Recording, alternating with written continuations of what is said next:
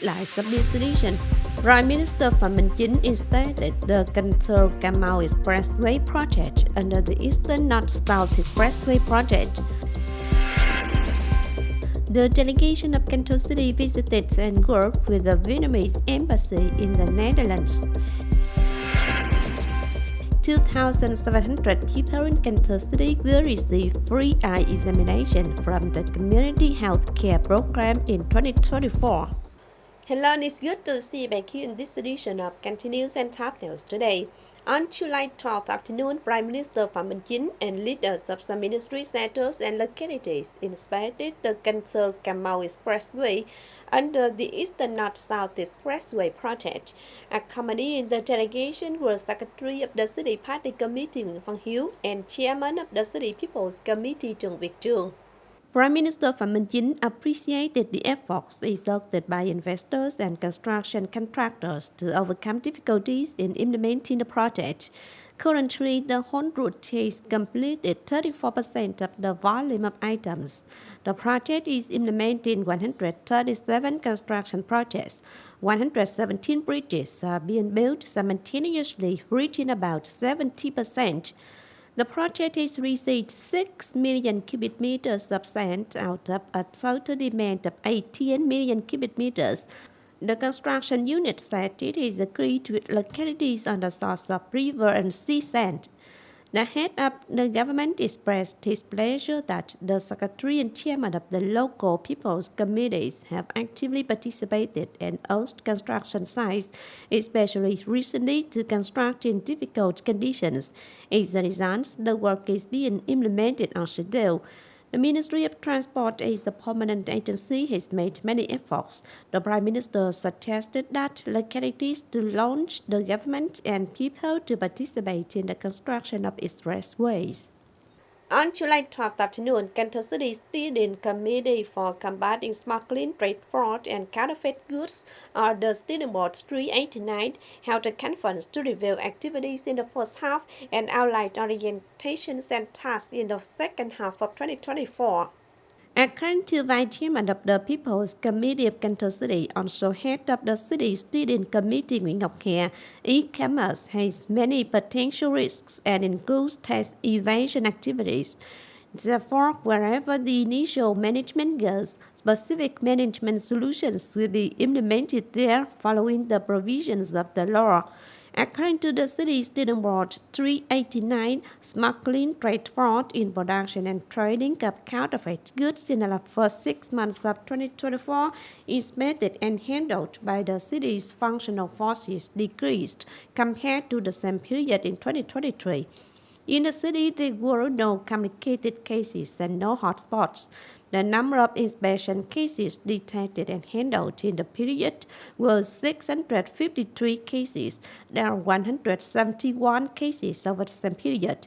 The total amount of violations handled was over 23.9 billion Vietnam dong, down more than 82% over the same period, in which the fine for administrative violations was nearly 13.7 billion Vietnam dong.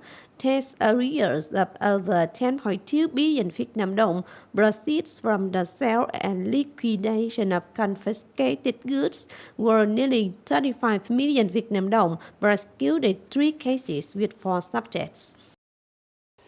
Continuing the business trip and international cooperation, the delegation of Cần Thơ City, led by State and Vice Chairman of Cần Thơ City People's Committee Chương, visited and worked with the Vietnamese Embassy in the Netherlands.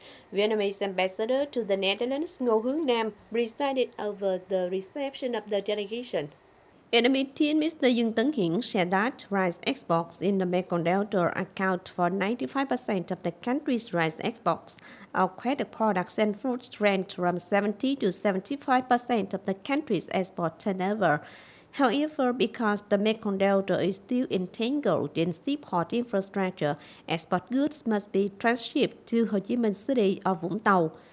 Due to delivering by roads, logistics costs account for about 30%, while in other countries this cost only accounts for about 7 to 8%. For its development, Cần Thơ must attract investment in the seaport sector to not only serve Cần Thơ City, but also the Mekong Delta region. The city wishes to talk to Dutch experts on environmental issues, climate change, and water management, areas in which the Netherlands has long-standing strengths.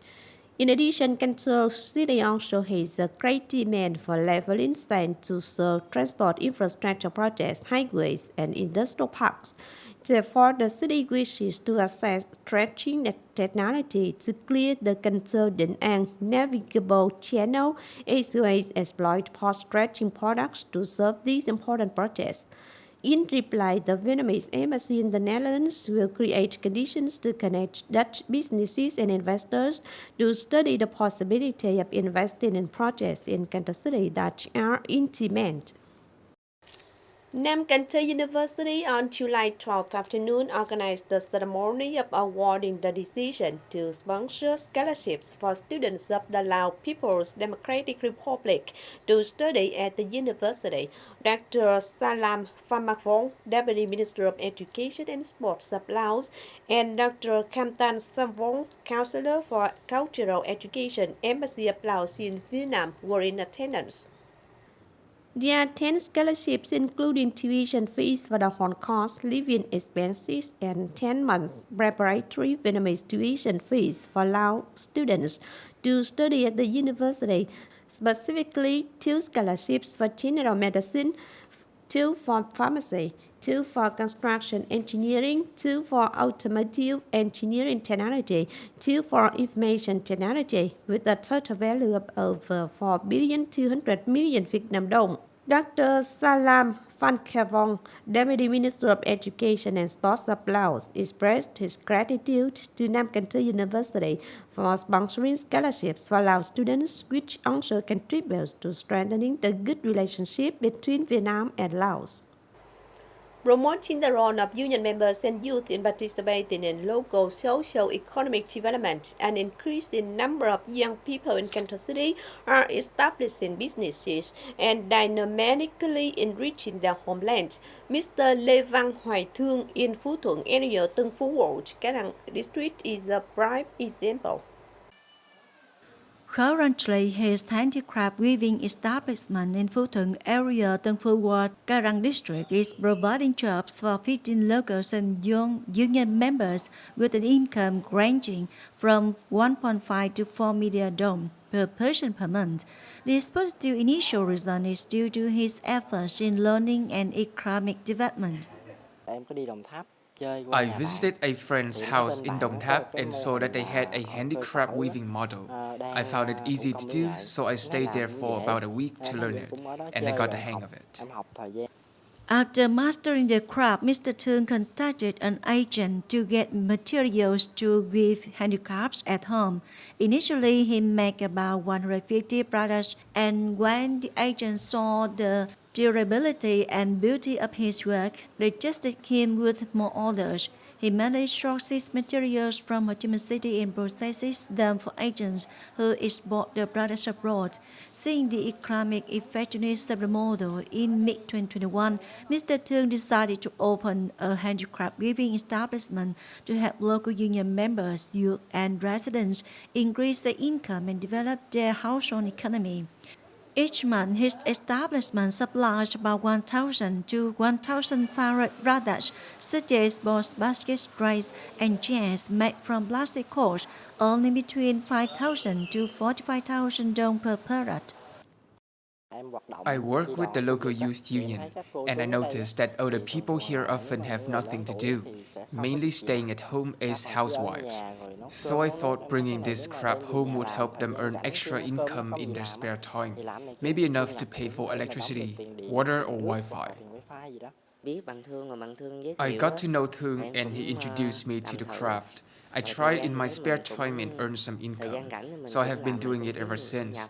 On average, I earn about 1 to 2 million Vietnamese dong per month.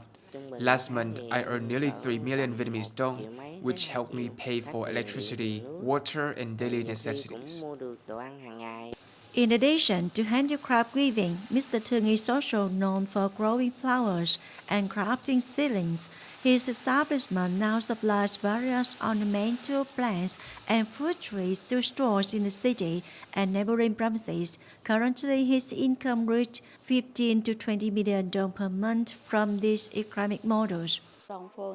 Our work with union advises the local government to cooperate with the district social policy bank to provide Mr. Chương with capital, helping him expand his establishment and attract more participants.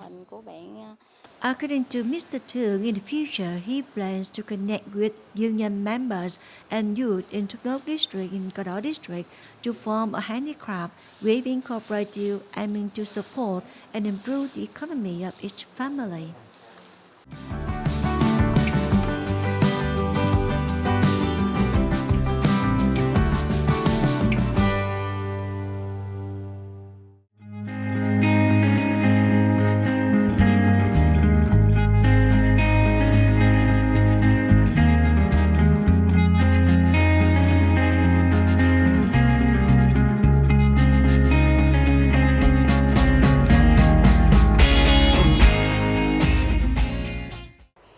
The updated weather forecast also wrapped up this edition of Continues. If you want to watch again in its bulletin, please visit our website, kênh.tv.vn.